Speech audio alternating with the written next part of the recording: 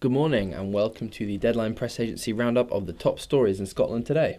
My name is Rory Reynolds. And I'm Oliver Farriman. Let's get started with the Daily Telegraph. Front page of the Telegraph today, a controversial story whereby academics have claimed that women who've had their drinks spiked with date rape drugs are unable to accept simply that they've had too much to drink.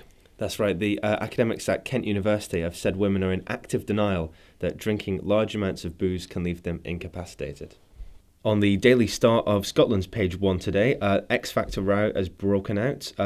They're calling Daniel Johnson a bully, and apparently he reduced Stacey Solomon, his fellow contestant, to tears after taunting her about her private life. On the front page of the Daily Record today, a Scots holidaymaker was seized and imprisoned in an Egyptian hospital after authorities suspected that he had swine flu. Apparently they detected his swine flu with a heat-sensitive camera designed to detect anyone with a fever, and this also comes as the number of swine flu deaths in Scotland have gone up significantly in recent months.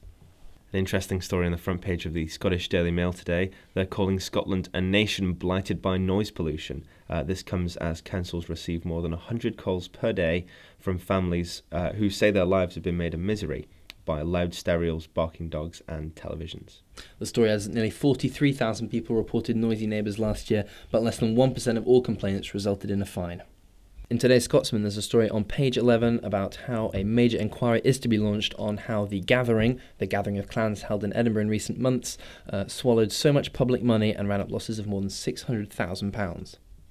Front page of the Scottish Sun today, the story of how a fight erupted on the back of a stagecoach bus after one passenger offered a threesome to fellow passengers. This came after an expensive bash at the stagecoach boss's Perthshire mansion. And on page 9, the most famous moustache in football is set to return.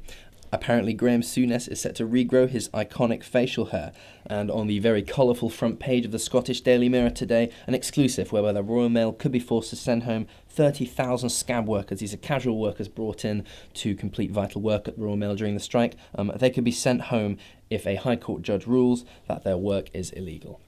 On page 20 of the Daily Mirror, a man has been charged with the murder of Scots Guard Paul McGee. The soldier was stabbed to death on Sunday morning, and Ian Wallace has appeared in court yesterday accused of repeatedly stabbing Paul during the incident which happened in Renfrewshire. A story on page 2 of the Scottish Daily Express about Scotland's beleaguered public sector workers. Almost 400 council workers complained to their bosses in the last 3 years about being bullied. The Express have a leader written on this, and it's by our own reporter, Cara Suleiman. The top sports story today in Scotland, well, there's two really. Gordon Strachan accepting the managerial post at Middlesbrough, and turmoil at Rangers as reports are ready to be confirmed that the Lloyds Banking Group are planning to force the chief executive, Martin Bain, to stand down. It's Tuesday the 27th of October. Thanks very much for listening. Do join us tomorrow.